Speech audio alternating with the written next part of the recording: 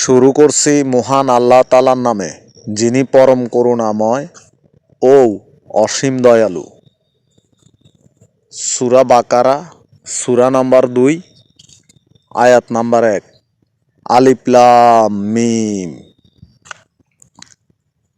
এগুলার অর্থ কেউ জানে না, শুধুমাত্র আল্লাহ এগুলার অর্থ জানেন।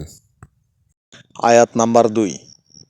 জালিকাল কিতাবু লা রাইবা ফিহি হুদাল লিল মুত্তাকিন। ইহা সেই কিতাব যাতে কোনো সন্দেহ নেই, পথ প্রদর্শনকারী ফরেজগারদের জন্য। 3। আল্লাযিনা ইউমিনুনা বিল গায়বি ওয়া কিমুনা সালাতা ওয়া মিম্মা রাযাকনাহুম ইউফিকুন।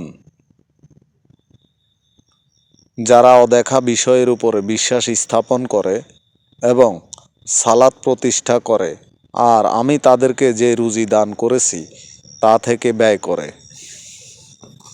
4।